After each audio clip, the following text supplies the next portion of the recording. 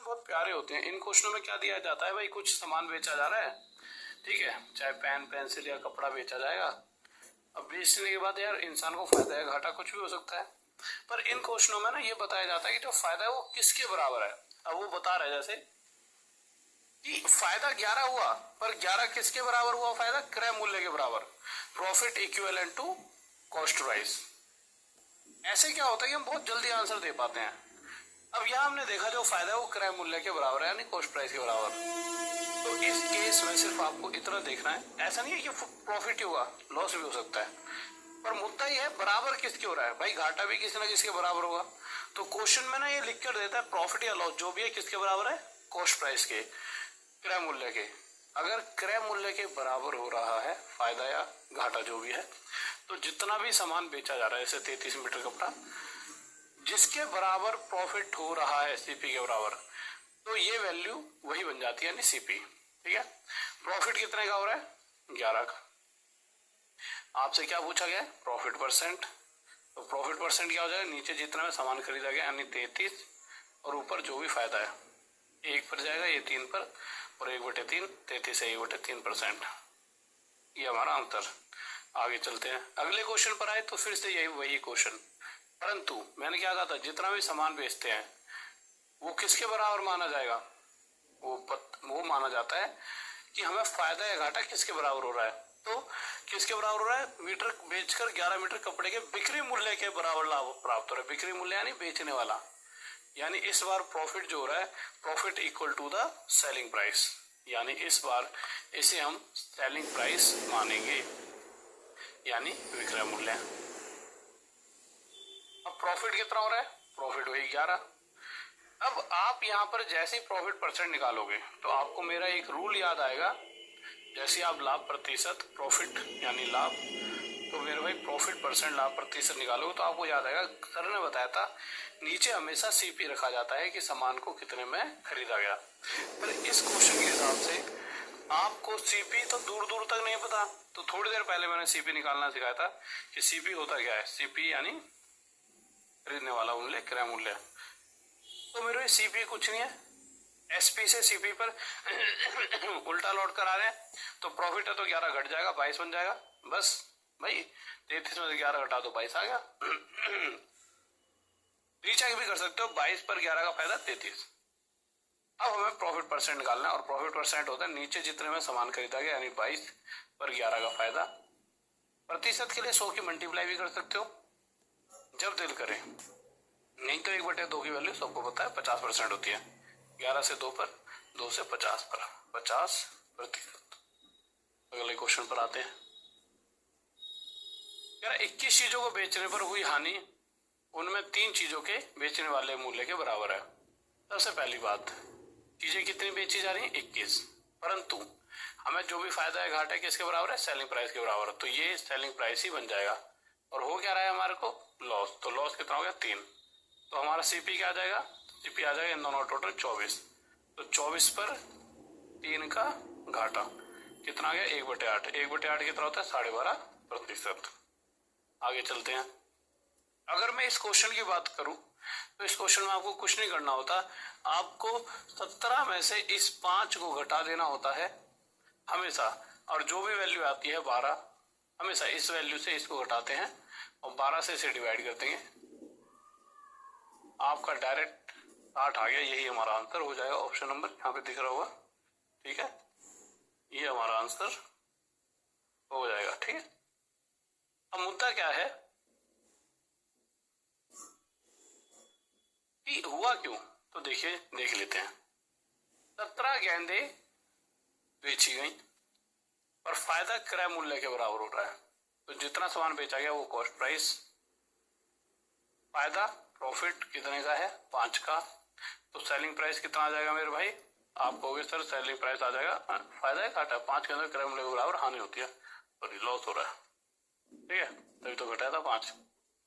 17 में से 5 गया तो बेचने वाला मूल्य आ जाएगा, कितना आ जाएगा मेरे भाई, 12। यानी सारा सामान हमने 12 में बेचा, पर क्वेश्चन कह रहा है पूरा सामान, यानी जितनी भी गेंद है वो 720 में बेची है, यानी पूरा सामान 12 में नहीं 720 में बेचा है। इस 12 से कितने गुना जाता, 60 गुना। तो पूरा सामान खरीदा भी कितने में होगा, 17 मल्टीप्लाई 60 में। तो इतने रुपए में सामान खरीदा गया था, पर खरीदी कितनी होंगी, अगर 17 बेची तो 17 ही खरीदी होंगी। तो 17 काटा तो एक बॉल की वैल्यू निकालनी थी। तो भाई टोटल खरीदी इतने में थी, एक बॉल का प्राइस निकालने के लिए 17 से डिवाइड करा तो एक बॉल का प्राइस 60 आ गया। यानी कि इस 12 से ये कितने गुना है, वही हमेशा हमारा आंसर आता है। बस आपको इस तरह से कर सकते हो भाई।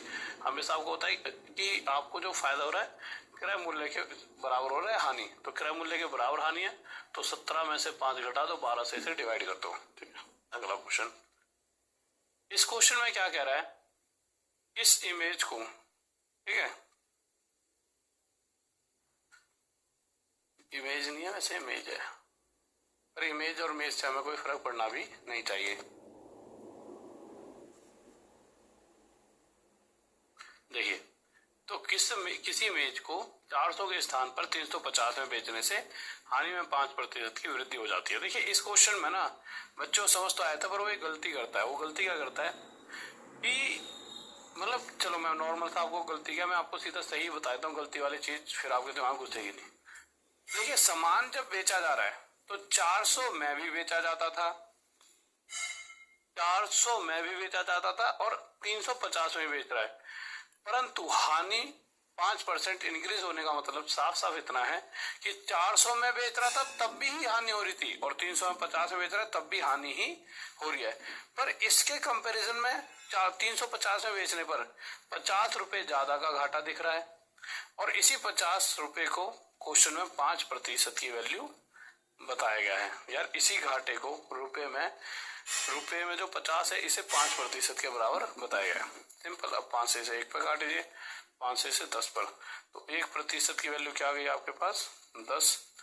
तो 100% के लिए 2 जीरो यहाँ और 2 जीरो यहाँ, यही हमारा आंसर हो जाता है।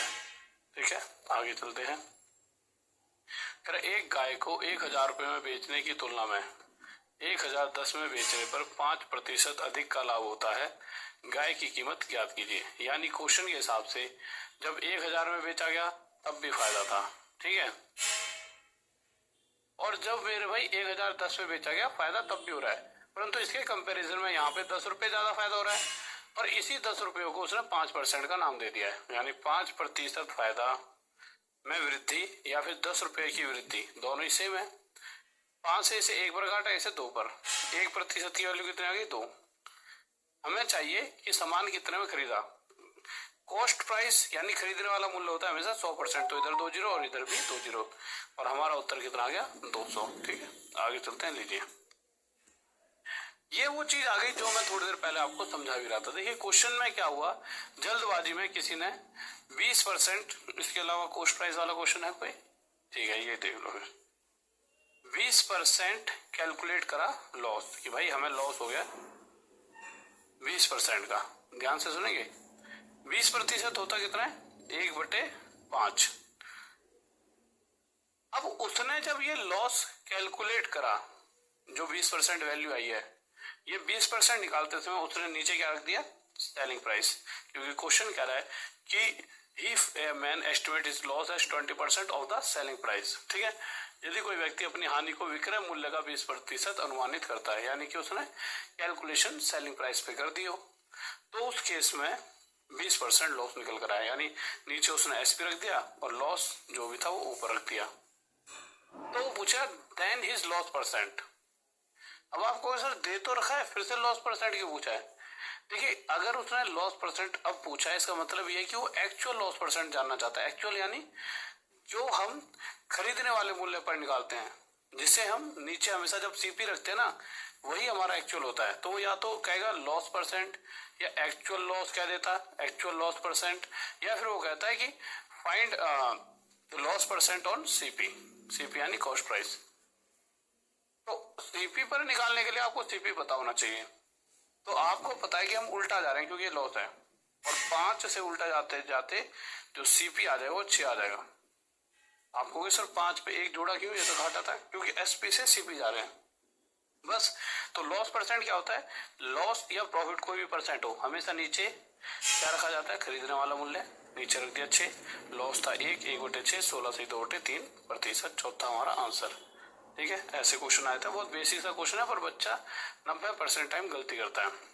जैसा कि यहाँ पर भी देखा है 10% का कैलकुलेशन हुई, परंतु वही दिक्कत सेलिंग प्राइस पर कर दी। और इस बार क्या है, खरीदिए 10% के बराबर लाभ लेकर बेचा, प्रॉफिट हो रहा है, तो नीचे 10 रख दिया गया और प्रॉफिट कितना था 1 का। पर अगर मैं ये जानना चाहूँ मैंने सामान कितने में खरीदा तो 10 प्रॉफिट है ना, तो उल्टा जा रहा है, तो 1 घटकर 9, तो सामान कितने में खरीदा 9 में। अब क्वेश्चन कह रहा है सामान 450 में खरीदा है, सामान 450 रुपए की खरीदी हो चादर, इस 9 से 50 गुना ज्यादा, तो बेचने वाला प्राइस भी 10 ना होकर 50 गुना ज्यादा 500 होगा। ठीक है, ये हमारा उत्तर आ जाएगा। लीजिए यहाँ पे देख रखा है ना कि भाई एक चादर 450 में खरीदी है, तो हमारे डाटा में 9 था तो वहां पे 450 से कंपेयर कर दिया। ठीक है, कह रहा है कि 15 लेखों की लागत मूल्य 10 लेखों के विक्रय मूल्य के बराबर है। सेम क्वेश्चन ये थोड़ी देर पहले कराया था मैंने। ठीक है, बट इसकी जरूरत यहाँ पे क्यों पड़ रही है, क्योंकि देखिए क्वेश्चन क्या कह रहा है कि 10 वस्तुओं का कॉस्ट प्राइस, यहाँ पे लिखा है कॉस्ट प्राइस ऑफ 10 आर्टिकल्स, यहाँ पे 15 लेखों की लागत मूल्य है, 10 लेखों के विक्रय मूल्य। क्वेश्चन थोड़ा सा ऊपर नीचे है। ठीक है, कोई दिक्कत नहीं है, आप हिंदी वालों की तरफ से भी कर सकते हो, तो हिंदी वालों की तरफ से आंसर जो आएगा वो बताता हूँ, और जो इंग्लिश में लिखा है उसके हिसाब से जो आंसर आएगा वो यहाँ बता दूंगा। सिंपल हिंदी में लिखा है 15 वस्तुओं का लागत मूल्य होता है सीपी और 10 वस्तुओं का एसपी बराबर है। सिंपल, तो सीपी अपन में एसपी आपका क्या हो जाएगा 10/15। ठीक है, यानी 10 पर 5 का फायदा, तो आपको कितना आ गया 50%। तो 10 पर 5 का फायदा, तो 10 पे 5 का फायदा प्रतिशत के लिए मल्टीप्लाई 100, 0 से 0 50%। अच्छा, इसे और भी इजी बनाया जा सकता था, कैसे देखिए, ऊपर 10 है नीचे 5, 15, ऊपर 0 और 0 लगा दो। आपको सर हमने ऐसा क्यों करा, देखिए 100 से जब 100 से ज्यादा या कम कितना भी हो, अगर 100 से 10 ज्यादा है तो 10%, तो 100 से 150 50 ज्यादा है तो 50% डायरेक्ट आंसर आ जाएगा। ये तो हो गया हिंदी वालों की तरफ से, है ना। अब आते हैं इंग्लिश वाले। इंग्लिश वाले कह रहे हैं 10 वस्तुओं का सीपी और 15 वस्तुओं का एसपी आपस में बराबर है। इस हिसाब से सीपी अपॉन एसपी क्या आ जाएगा मेरे भाई हमारा, क्या आ जाएगा 15/10। ठीक है, यानी इसको काटेंगे 5 3 15, 5 2 10, यानी 3 पर 1 का क्या हो रहा है घाटा, 3 पर 1 का घाटा 1/3, 33 से 1/3%। ये इंग्लिश वालों के डाटा के हिसाब से क्वेश्चन है ना। तो ये है कि ये थोड़ा सा हुआ क्या है, कुछ नहीं, ये 15 यहाँ होना चाहिए था और ये 10 यहाँ पे, पर अगर ऐसे भी रखा है तो आंसर तो फिर भी आ जाएगा। बट अभी मुद्दा ये क्वेश्चन नहीं, मुद्दा है ये वाला क्वेश्चन। ठीक है, यहाँ तक कोई दिक्कत तो नहीं है ना किसी को। ठीक है, आ जाइए, अभी मुद्दा कौन सा क्वेश्चन है, ये वाला क्वेश्चन कह रहा है 60 आइटम की कीमत एक्स आइटम बेचकर अर्जित की गई। The cost price of 60 article is same as the selling price of X articles.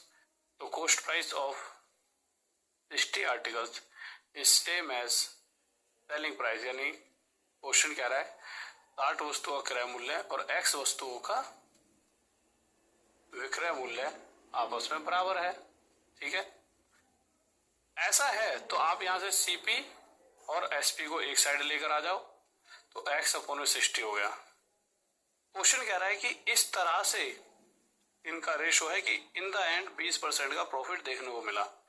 20% क्या होता है 1/5, यानी कि अगर 5 रुपए में चीज खरीदी जाए और इतना प्रतिशत यानी 1 का फायदा लेकर बेचेंगे तो 6 में बेच पाएंगे। यानी सीपी और एसपी का रेशो क्या नजर आ रहा है, तो सीपी अगर 5 है तो एसपी मेरे भाई कितना है हमारा 6, पर ये 6 नहीं है एसपी, इससे 10 गुना ज्यादा है, तो सीपी की भी एक्चुअल वैल्यू 5 ना होकर इससे 10 गुना ज्यादा 50 हो जाएगी। यानी कि जो सामान है जिसे खरीदा गया है, कॉस्ट प्राइस ही तो पूछ रहा है या फिर वैल्यू ऑफ एक्स भी पूछ रहा है, तो भी वैल्यू ऑफ एक्स 50 आ गई।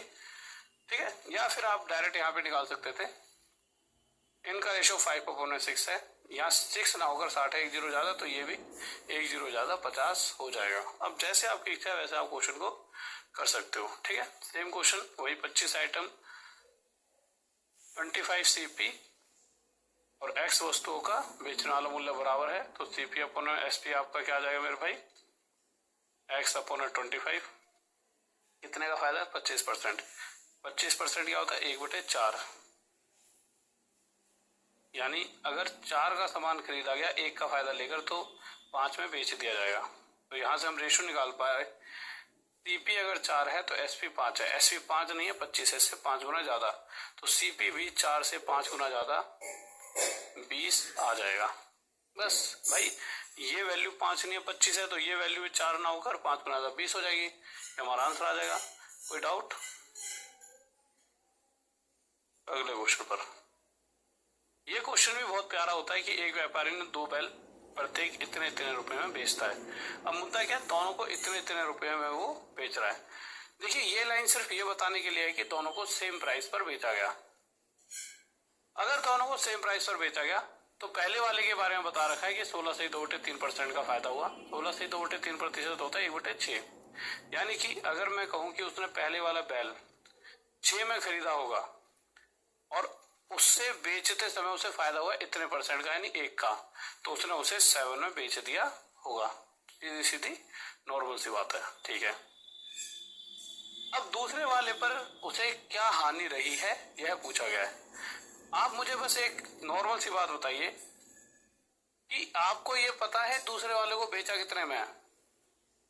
अगर इसने पहले वाले को 7 में बेचा है इस डाटा के हिसाब से, तो दूसरे वाले को भी 7 में ही बेचा हुआ, क्योंकि क्वेश्चन साफ साफ कह रहा है दोनों का बेचने वाला मूल्य बराबर है, तो दूसरे वाले को भी उसने 7 में ही बेचा होगा, ठीक है।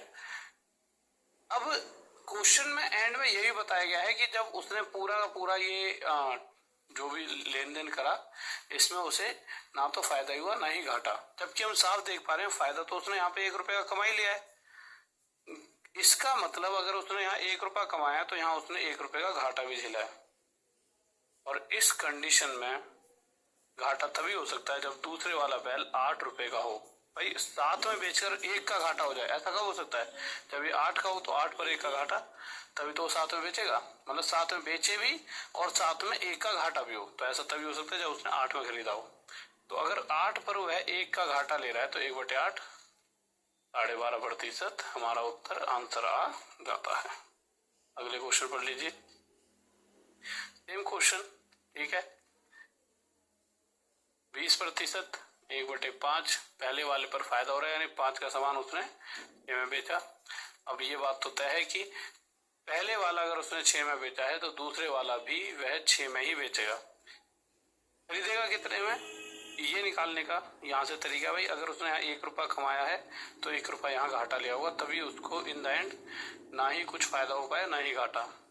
1 रुपये का घाटा कब हो सकता है? जब ये 7 रुपए में से खरीदता होगा, तो 7 के सामान पर 1 का घाटा और 1/7, 2.7%। इस क्वेश्चन में ना हर बच्चा गलती करता है, जैसे अभी मैं कमेंट भी देख रहा हूँ 1-2 बच्चों के, बच्चा ना 2 कमेंट करता है इसके।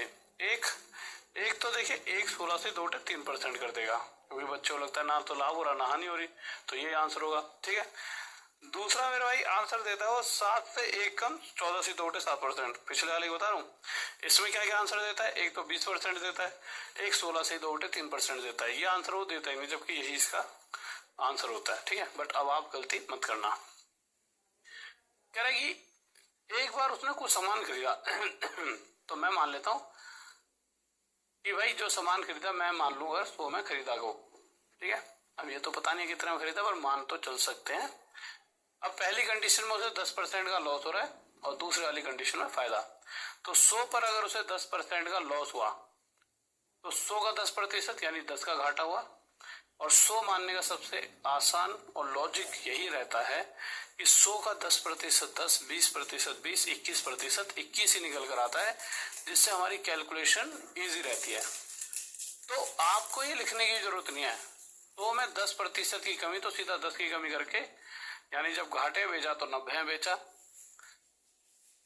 एक बार 20% का फायदा चाहिए, तो फायदा हुआ तो 100 पर 20 का फायदा, तो फायदे में बेचते समय 120 में बेचा। अगर मैं घाटे में बेचा और फायदे में बेचा, इन दोनों का रेशो निकालूं तो आप क्या कहोगे, 3 3 9, 3 4 12, यानी कि अगर कोई सामान घाटे में 3 में बेचा है तो फायदे में उसे 4 में बेचा गया है, ठीक है, ओके।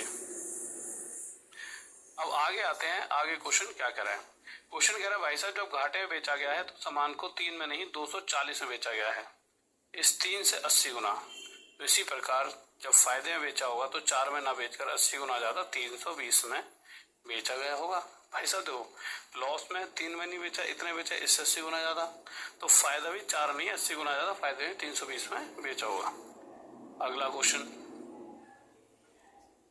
मैंने मान लिया अगर सामान 100 में खरीदा है तो पहली कंडीशन 5% के लॉस में बेचा, यानी मैंने बेच दिया 95 में। सेकंड कंडीशन, अगर 5% का मुझे फायदा चाहिए तो मैं बेचूंगा 105 में। ठीक है, ओके। मैं इन दोनों का रेशियो निकाल लूँ, ये 19 पर चले जाएगा 5 से, और ये चले जाएगा 5 to 10, 5 × 5। यानी यहां से एक चीज क्लियर हो गई कि लॉस और प्रॉफिट, घाटे में जब मैं था लॉस में था, लॉस लेते वक्त इतने बेचा, प्रॉफिट लेते वक्त इतने में, पर लॉस में एक्चुअल में जब मैंने बेचा है तो मैंने 570 रुपये में बेचा है। इससे कितने गुना आया था? इससे 30 गुना। तो फायदे में भी जब बेचूंगा तो 30 गुना आया था, 630 में बेच दूंगा। ठीक, अरे नो क्वेश्चन करेगा। हाँ भाई आ जाओ। देखिए ये वाले जो क्वेश्चंस होते हैं ना, इसके अंदर ना आपको नॉर्मल इतना देखना होता है, अगर दोनों ही बार, देखिए एक बात बताओ, अगर मुझे पहले 10% का प्रॉफिट हो रहा था और बाद में मुझे 12% का प्रॉफिट होने लग गया, तो आप नॉर्मल बताओगे ना यार, पहले 10 होता था 12 हो रहा है, यानी पहले से कितना आया था? पहले से 2% ज्यादा। आसान से बता दिया। ठीक है, अगर मैं कहूं कि पहले मुझे 8% का लॉस होता था, अब मुझे 6% का लॉस हो रहा है, या फिर अब मुझे 10% का लॉस हो रहा है, तो आप नॉर्मल बता पाओगे भाई पहले से 2% ज्यादा लॉस ले रहे हो तुम। तो आपने देखा कि दोनों ही बार प्रॉफिट हो रहा है, तो मुझे ये पता लगाना है कि पहले से और दूसरे वाले प्रॉफिट में जो गैप बना वो कितने का बना। तो 12 और 10 का अंतर 2, इन दोनों में 10 और 8 का अंतर 2, दोनों ही बार लॉस। तो एक कंसेप्ट होता है कि जब भी आपको दोनों बार प्रॉफिट हो या दोनों बार लॉस हो, तो उन दोनों को आपस में घटा दीजिए, जो वैल्यू आती है वही वैल्यू उसका गैप होती है। जैसा यहाँ पर क्वेश्चन में दे रखा है, एक बार हानि है और एक बार फायदा। अगर ऐसा हो तो उस केस में अगर दोनों चीजें अलग अलग है तो दोनों को जोड़ दो। जोड़ते क्यों है वो समझ लो। देखिए क्वेश्चन क्या कह रहा है, किसी व्यक्ति को 9% का लॉस हुआ। अब उसने पहले से जैसे ही कुछ रुपए ज्यादा में सामान बेचता है, इतने रुपए ज्यादा में, तो उसे 12% का क्या होने लग जाता है मेरे भाई? फायदा। उसे 12% का क्या हो जाता है? प्रॉफिट।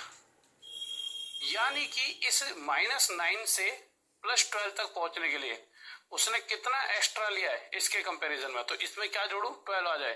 तो आपको सर -9 में अगर 21 जोड़ दोगे, -9 में अगर मैं 21 जोड़ दूंगा तो मेरे पास 12 आ जाएगा।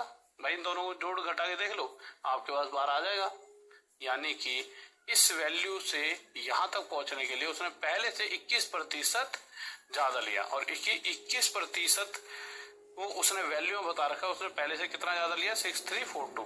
पर हम अभी मुद्दा क्या कह रहे थे कि एक बार लॉस और एक बार प्रॉफिट, तो डायरेक्ट आपको ये गैप चाहिए था ना 21, तो 12 और 9 टोटल कर देते, 21 आ जाता। भाई 12 और 9 का टोटल 21 ही तो होता है। बस वो मैं आपको समझा रहा था कि दोनों बार फायदा घटा दो, दोनों बार घाटा घटा दो, एक बार घाटा एक बार फायदा, दोनों को जोड़ कर देख लो। नहीं अगर चीज आपके दिमाग में फिर भी घुस रही तो फिर ऐसे करो कि भाई इस चीज को यहां तक पहुंचाना है, मतलब इसमें ऐसा क्या जोड़ू कि वो ये बन जाए, फिर आपका हर बार आ ही जाएगा। अगर आप ज्यादा मतलब कि आपको लगता है कि नहीं ऐसे तो गलत हो जाएगा, है ना, तो ऐसे कर लो, फिर ये सबसे बेस्ट है। यानी जो गैप बनना है यहाँ से लेकर यहाँ तक वो 21% है, जो कि क्वेश्चन कह रहा है उसकी वैल्यू ये है कि भाई पहले से इतने ज्यादा लिए जा रहे हैं। हमें चाहिए कॉस्ट प्राइस, यानी 100% की वैल्यू। काट देंगे 21 से 3 पर 0, 21 से 2 पर, 21 से 1 पर, 1% की वैल्यू आ गई 302। ठीक है, 2% के लिए 2 0 यहाँ लगा दो और 2 0 यहाँ, यही हमारा उत्तर आंसर हो गया। आगे जाइए, लीजिए एक सेकंड, सेम क्वेश्चन आ गया आगे, ये गलती से आ जाओ इस क्वेश्चन पर, ये क्वेश्चन बीच में गलती से आ गया था। एक व्यक्ति किसी वस्तु को 29% लाभ और मेरे भाई यहाँ पर 32% लाभ। अब या तो आप डायरेक्ट कर सकते थे, या फिर 29% और अब उसको 32% हो रहा है, इससे कितना ज्यादा? तो सीधा सीधा 3% ज्यादा। यानी साफ साफ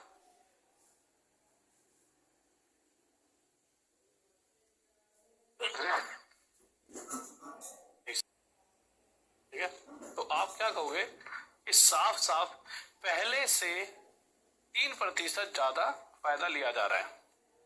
या फिर रुपयों में देखा जाए तो पहले से 279 रुपीज ज्यादा लिए जा रहे हैं, तो भाई पहले से इतना ज्यादा लिया जा रहा है, तो ये दोनों बराबर हो गए 100% के लिए। 3 से 1 पर 3 9 जा 27, 3 3 9। अब मुझे 1% की वैल्यू आएगी, मुझे 100% बनाने के लिए 2 जीरो इधर 2 जीरो इधर, यानी कि वस्तु को इतने में खरीदा गया होगा। या फिर मैं डायरेक्ट कर सकता था 29 और 32 का अंतर कितना है 3, तो सीधा 3% की वैल्यू ऐसे रखो, पेपर में ज्यादा जल्दी हो जाती है चीजें। जैसे देखिए यहाँ पे हानि है 10, फायदा है 12.5%, तो अगर हानि और फायदा होता है तो दोनों को जोड़ेंगे 10 और 12 22 22.5%, तो क्वेश्चन के हिसाब से 22.5% प्रतिशत में इतना है और रुपयों में 45। 22.5 कितना 22 दूनी 44 और 1 45/2 बराबर 45। 45 से 1 पे 45 से 45 कट गया, तो 1% की वैल्यू कितने आ गई मेरे भाई 2। हमें चाहिए 100% की, तो 2 जीरो है और 2 जीरो है, और यह हमारा उत्तर हो चुका है। ठीक है, आगे आइए क्या कह रहा है क्वेश्चन। कह रहा है एक दुकानदार किसी वस्तु को 20% लाभ पर बेचता है, यदि मैं उसे 10% सस्ते दर से खरीदता हूँ और पहले से 12 रुपए कम में बेचूं तो 30% लाभ होता है। अब इस क्वेश्चन को थोड़ा सा आपको ध्यान से समझना होगा। इस क्वेश्चन में होता क्या है, देखिए जो व्यक्ति है वो पहले किसी, जैसे आप समझ लो मैं एक दुकानदार हूँ, बड़ा दुकानदार है ना, मैं भी किसी थोक की दुकान पे गया, मैं वहां पर गया, मैं सामान खरीद कर लाया 100 रुपए में, ठीक है, मैं खुद दुकानदार हूँ, 100 रुपए में खरीद कर लाया, और आप जैसे ही मुझसे खरीदने आते हो तो मैंने क्या करा, आपको 20% लाभ लेकर सामान बेचा। आपने कहा जी ये पेन है, समझ लो कोई 100 रुपए का, आपने यही पेन चाहिए था, आपने कहा जी ये पेन कितने का है, मैंने कहा कि भाई मैंने क्या करा 20% एक्स्ट्रा लेकर आपको ये 120 में बेच दिया। अब यही सेम पेन जब मैं दोबारा मार्केट में जाता हूँ तो इस बार मुझे 100 रुपए की जगह पहले से 10% कम में मिल जाता है ये, यानी सेम पेन वही सेम, यानी कि यही मेरे हाथ में पेन है। जैसे आप समझ लो कोई पेन हो सकता है ऐसे एक होते हैं 5-5 रुपए वाला पेन, जब भी आप जाओगे तो आपको पता है इसका प्राइस 5 ही है ना, पर वो मुझे 100 की जगह इस बार 10% सस्ते में मिल गया, तो ऊपर 10% कम, यानी मुझे मिल गया 10 रुपए का 90 में। अब मैं फिर से उसे बेचने के लिए बैठा हूँ, आप फिर से आ गए, सेम बदलाव आ गया है, आपने क्या कहा फिर से वही वाला पेन दे दूं। अब आपको खुद पता है वो पेन 120 में ही आपको मिलेगा, नहीं आपको थोड़ी पता है कि मैं कितने में खरीदता हूँ, पर आपको पता है 120 का ही है। पर इस बार मैंने क्या करा, जितने मैंने चीज खरीदी थी उसके ऊपर 30% प्रॉफिट लिया, 9 3 27 यानी 27 रुपए का, और 90 में 27 जोड़ूंगा तो 117 रुपए में मैंने आपको दे दिया। आप खुश हो गए भाई 120 का सामान 117 मिल रहा है, तो मैंने आपको पहले से कितने कम में बेचा, 12 रुपए कम में, सॉरी 30 रुपए कम में। अब यही चीज क्वेश्चन ने कहा है पहले से 12 रुपए कम में बेच रहा है, यानी देखा जाए तो मैं पहले से 3 रुपए कम में बेच रहा हूँ, पर क्वेश्चन कह रहा है 3 नहीं 12, इस 3 से कितने गुना आया 4, तो इसी प्रकार जो सामान है वह 100 में ना खरीद कर 4 गुना ज्यादा 400 रुपए में खरीदा गया है। ये हमारा आंसर आ गया।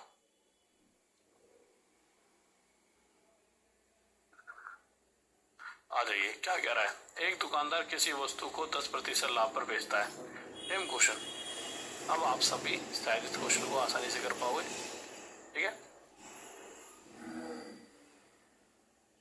अब आप आए खरीदने तो मैंने 10% ज्यादा लेकर आपको 110 में बेच दिया, फिर मैं दोबारा मार्केट में गया वही सामान सेम पेन खरीदने, तो इस बार क्वेश्चन के हिसाब से मुझे 4% कम में मिला, तो मैंने उसे 96 में लिया। अब 96 में लेकर इस बार मैंने इतने प्रतिशत फायदे में बेचा, ठीक है, 18 4 72 72 75 बाय 4% हट जाएगा, नीचे आ जाए 25 से 3 पर 25 से 4 हो जाए 16, यानी 3/16, 16 से 6 और 6 3 18, यानी कि पहले से 18 रुपए ज्यादा लेकर मैंने सामान को बेचा, तो 8 और 6 14 का 4 हाथ ले 9 1 10 और 1। अब मैंने क्या करा कि मेरे भाई जिस सामान को आपने पहले 110 में खरीदा था उसी सामान को इस बार आपको 114 में बेचा। आप कहोगे यार इतना महंगा हो गया, मैं कह दूंगा भाई महंगाई बढ़ गई है, जबकि मैं पीछे से सस्ता खरीद के लाया हूँ, तो मैंने कह दिया भाई महंगाई बढ़ गई और मैंने आपसे 4 रुपए ज्यादा यहाँ ले ली। पर क्वेश्चन क्या कह रहा है, पहले से 4 नहीं पहले से 10 रुपए अधिक पा लेता है, यानी ये गैप 4 का नहीं 10 का होना चाहिए था, 4 के साथ क्या मल्टीप्लाई करो 10 आ जाए तो आपको सर 10/4। तो इसी प्रकार कॉस्ट प्राइस भी 100 रुपये ना होकर 10/4 गुना ज्यादा कितना हो जाए 4 से 25 पे 25 × 10 250 रुपये। ये हमारा आंसर आ गया। कोई दिक्कत? जब भी ऐसा क्वेश्चन आ जाए कि भाई जितना जो प्रॉफिट परसेंट है और कॉस्ट प्राइस आपस में बराबर है, प्रॉफिट परसेंट और कॉस्ट प्राइस आपस में बराबर है, लाभ प्रतिशत और लागत मूल्य, तो आपको करना क्या, जैसे इसकी एक छोटी सी वैल्यू लेता हूं, जैसे 96 है, तो इस तरह से 96 को तोड़िए कि इन दोनों का मल्टीप्लाई 96 हो, जो ऐसी दो वैल्यू पकड़ो जिन दो का मल्टीप्लाई 96 हो, पर हाँ ध्यान रखना इन दोनों के बीच में कितना गैप हो 10 का। ठीक है, अगर ऐसा है तो बस छोटी वाली के आगे 0 लगा दीजिए, यही हमारा आंसर हो जाता है हमेशा। दिख रहा है साहब? ठीक है, नीचे यही हमेशा हमारा आंसर हो जाता है। चाहे पिछले वाले को देख सकते हो 144 है ना, तो आपको क्या करना होता है, इसे दो हिस्सों में तोड़ते हैं, 18 8 जा 144 होता है। अगर दोनों के बीच में 10 का गैप है तो छोटे वाले का आगे 0 और यही हमारा आंसर हो जाएगा। अब यही चीज बस आपको सोचनी है कि 96 को कैसे तोड़ें। ठीक है, वैसे तो 96 बाई 32 × 3 भी होता है 96, पर इनके बीच में 10 का गैप तो नहीं है ना। आपको ऐसी दो वैल्यू सोचनी जिनके बीच में 10 का गैप हो। ठीक है, आगे चलते हैं, लीजिए।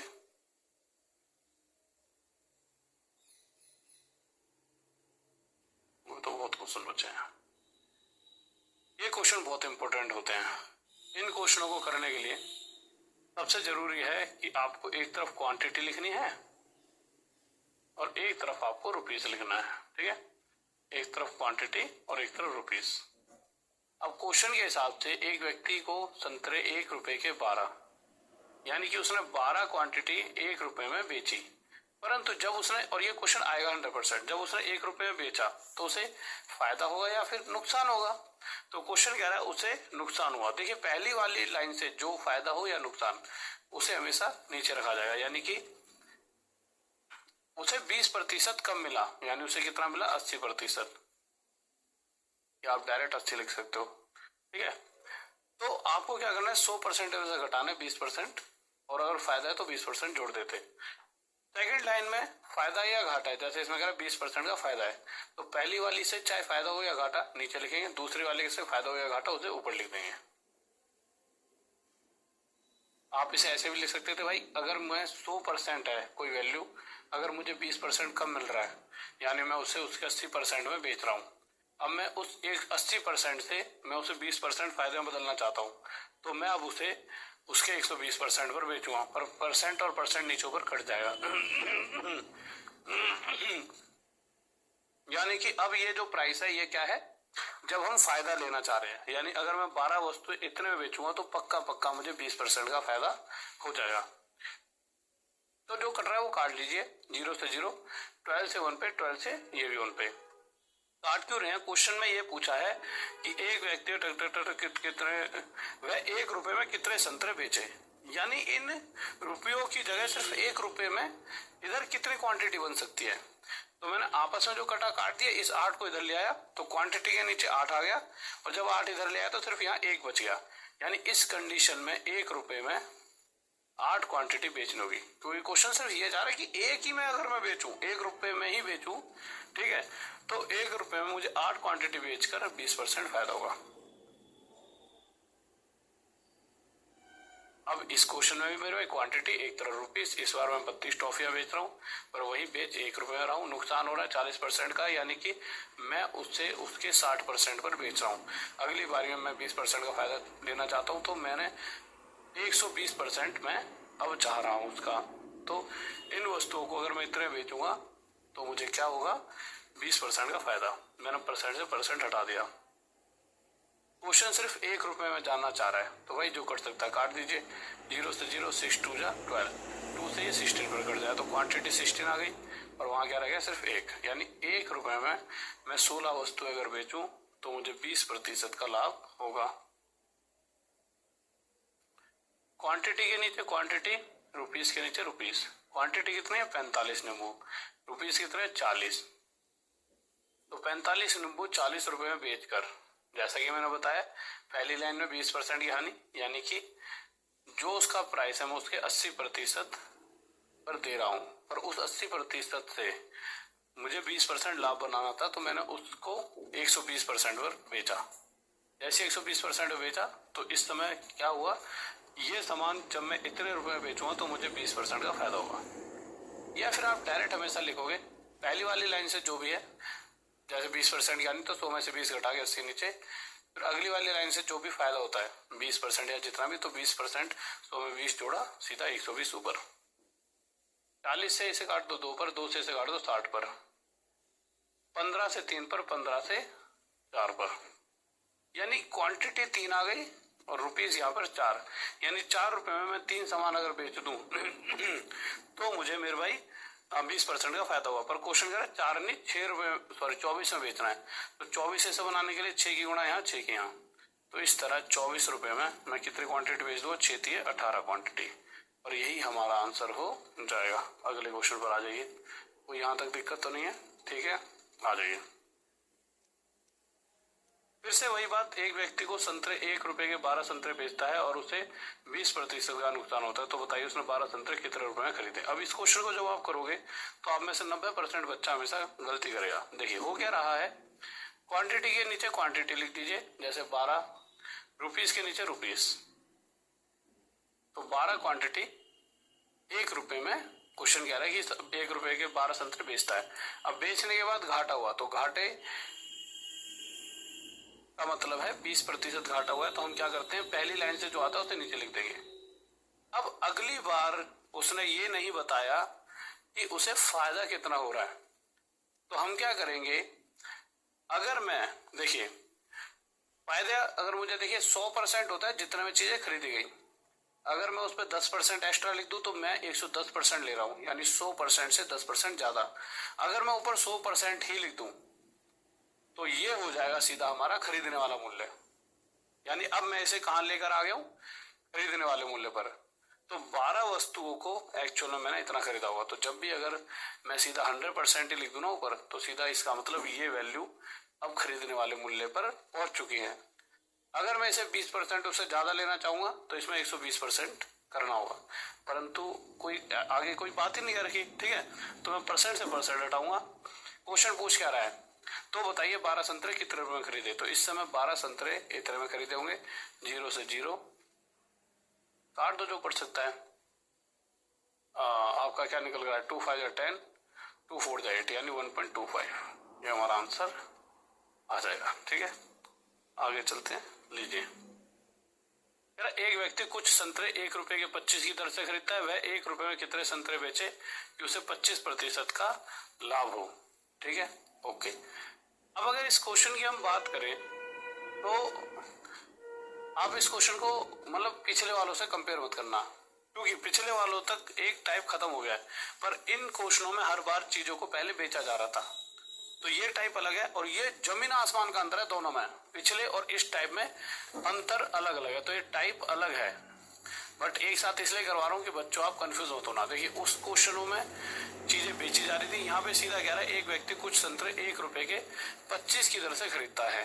ठीक है, वह 1 रुपए में कितने संतरे बेचे कि उसे 25% का लाभ हो। ठीक है, अब आप क्या करोगे, क्वांटिटी 25 बेच रहा है 1 रुपए में। ठीक है, अब क्वेश्चन से आप ये चाह रहे हो कि आप फायदा कमाना चाह रहे हो 25% का। अगर आप 25 क्वांटिटी ही बेचो 1 रुपए में, सॉरी खरीद रहे हो 1 रुपए में, तो नॉर्मल सी चीज है भाई, मैं 25 सामान 1 रुपए में खरीद कर लाया, और अगर मुझे 25% का फायदा चाहिए तो मैं 125/100 में बेच दूंगा, नॉर्मल सी बात है ना। यानी अगर मुझे 25 सामान पर ही 25% का फायदा चाहिए तो मैं जितना रुपए में खरीदा उससे 125/100 में बेच दूंगा। अब मैंने 25 से 5 पे काटा, 25 से 4 पर, परंतु क्वेश्चन चाह रहा है कि 1 रुपए में कितने बेचूंगा, तो भाई 1 रुपए कितने, 5 से 1 पर, 5 पंजे 25, तो 4 पंजे 20, तो 1 रुपए में मैं 20 सामान बेच रहा हूँगा। समझिए, यहाँ पे पिछले वाले में हर बार नीचे क्यों लिखते थे, क्योंकि कंडीशन यहाँ थी शुरुआत में चीजें बेची जा रही थी, तो बेची जा रही थी इसलिए हम नीचे लिख रहे थे। यहाँ तो सीधा ही दे दिया है कि 25 सामान एक में खरीदा। जैसे मैं 10 रुपए की कोई चीज खरीद के लाया, 25% फायदे में बेचूं तो 125/100 में बेचूंगा। तो 1 रुपए पर 25% फायदा, तो 125/100। काटा पीटी करी तो यहाँ मुझे 1 चाहिए और यहाँ मुझे जो भी आई वो मेरा आंसर था। 1 क्यों? क्योंकि क्वेश्चन कह रहा है कि देखिए 25 सामान इतने में बेचूंगा तो 25% का फायदा है, पर इतने रुपए में नहीं, मुझे सिर्फ 1 रुपए में कितने बेचना है, तो 20 था।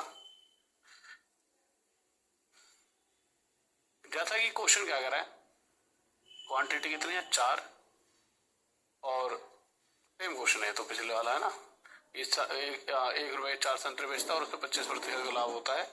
तो बताइए ये वाला क्वेश्चन सेम ये वाला है, ये वाला बेचने वाला कंसेप्ट आ गया ना, ठीक है।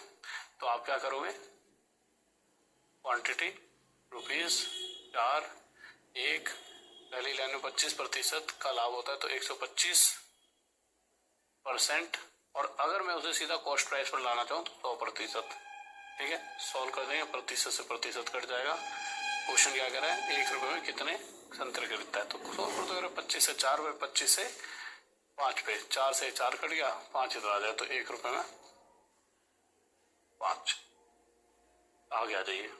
सेम क्वेश्चन है, कर लोगे खुद ही। हाँ भाई, इन क्वेश्चनों पे आ जाइए, बहुत अच्छा क्वेश्चन है। ए किसी वस्तु को बी को 20% मुनाफा लेकर बेचता है। सेम परसेंटेज वाला टाइप है कि भाई पहले साल जनसंख्या इतनी प्रतिशत बढ़ी, फिर दूसरे साल इतनी बढ़ गई, वही सेम चीज है भाई। पहले 20% फायदा लिया ए ने, फिर बी को बेचा, फिर बी ने सी को बेचा 25% फायदा लेकर। 3 है मेरे भाई, आगे किसी को दिया है, किसी को नहीं दिया। तो 20% 1/5, 25% 1/4।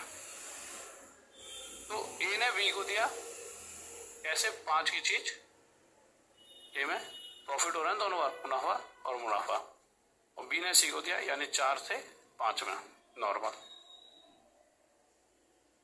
अगर मैं ए से सी का रेशो जानना चाहूं तो ए क्या होता है, इधर वाले दोनों का मल्टीप्लाई, सी क्या होता है इधर वाले का, बट उससे पहले काट दो। 2 2 4, 2 3 6, फिर रेशो आ गया 2:3। इस बार रेशो जल्दी करवा देता हूँ कल।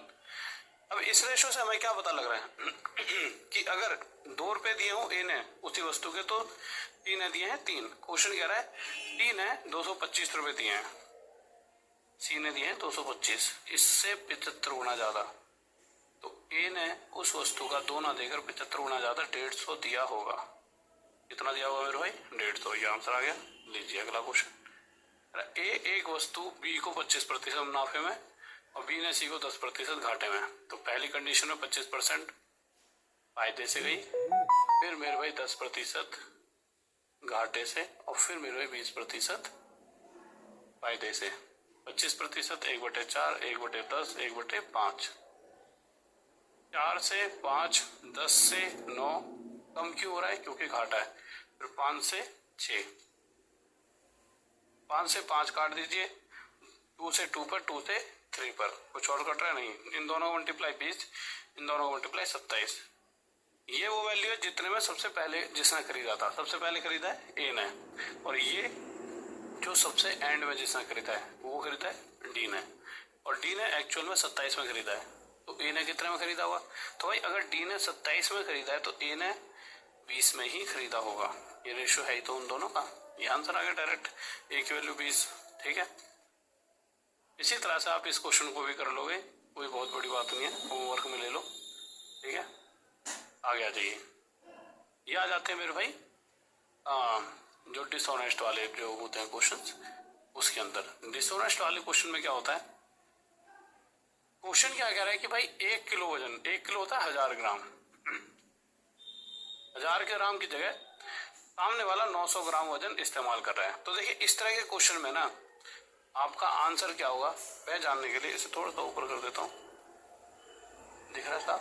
ठीक है, आपको कुछ नहीं करना होता, आपको ध्यान देना होता है कि जो वजन इस्तेमाल किया जा रहा है और जो वजन इस्तेमाल कर रहे हैं उसे हमेशा नीचे रखेंगे। फिर से बता रहा हूँ, जितना वजन इस्तेमाल कर रहा है वह वो नीचे रखेंगे। तो उसने कितना वजन इस्तेमाल करा है, किलो भार के स्थान पर इतने ग्राम तौलता है, तो वजन कितना इस्तेमाल करा, इतना। गड़बड़ कितना ही कर दी, 100 की, तो गड़बड़ हमेशा ऊपर लिख देंगे। बस इन्हें सॉल्व कर दें। 1/9, 11 से 1/9% उसने लाभ कमा लिया, सीधा डायरेक्ट हमारा उत्तर। ठीक है, अगले क्वेश्चन पर आते हैं। इस बार उसने 1000 ग्राम की जगह 700 ग्राम का वजन इस्तेमाल करा, यानी जितना इस्तेमाल करा 700, गड़बड़ कितनी कर दी मेरे भाई 300 की, तो ऊपर 300, 20 3/7, 1/7 14 से 2/7% होता है। वैसे तो ये 40 से ही 6/7 आ जाएगा, बट फिर भी मैं आपको करना सिखा देता हूँ। 1/7 14 2/7% होता है। आपको चाहिए 3/7, तो 3 की मल्टीप्लाई यहाँ करेंगे, 3 की यहाँ पे करेंगे, तो 3 × 1 3/7 इक्वस टू आपका हो जाएगा 14 3 42, 42 से 3 दूनी 6/7%। ठीक है, अब ये क्वेश्चन है जहां पर आकर बच्चा अटक जाता है।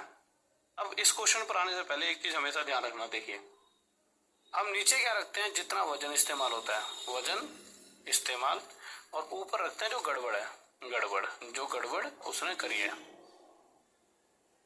वजन इस्तेमाल।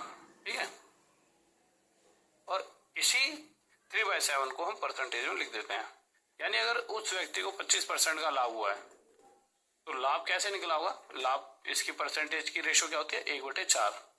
तो इस 1/4 को कैसे लिखा गया होगा, नीचे रखा होगा वजन इस्तेमाल, वजन यूज, वेट यूज है ना, जितना उसने वेट यूज करा है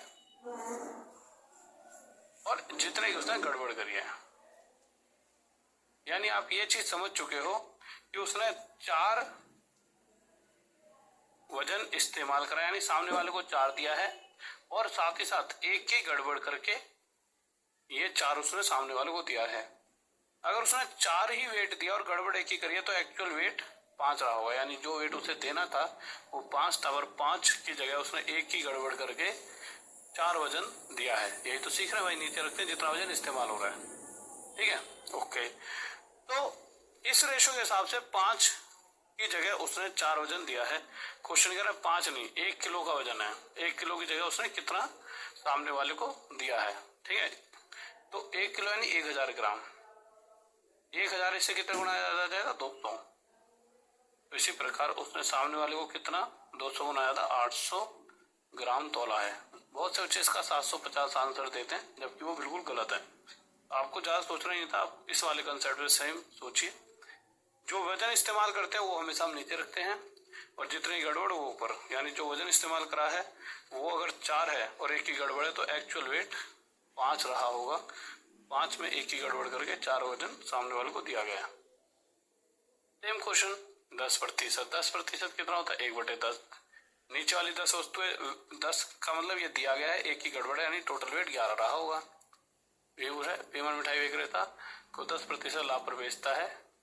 ठीक है, लेकिन वह अच्छा है, दूसरा क्वेश्चन है, सॉरी, इस क्वेश्चन का आप देखिए टोटल 1000 ग्राम वेट है, 1000 की जगह कितना इस्तेमाल कर रहा है 800 ग्राम। तो मैंने क्या कहा था, जितना वजन इस्तेमाल करेगा वो हमेशा नीचे, और साथ में गड़बड़ कितनी करी है 200 की। तो दोस्तों तो ये फायदा, पर वो यहाँ रुका नहीं है, उसने 10% और एक्स्ट्रा लिया है। 10% और एक्स्ट्रा लेने का मतलब 100 और एक्स्ट्रा लिया है, तो ओवरऑल 200 + 100 उसने 800 पर 300 का फायदा लिया है। 20 से 20 3/8 37 सही, 1/2% हमारा उत्तर आ जाएगा। ठीक है, आगे आ जाइए।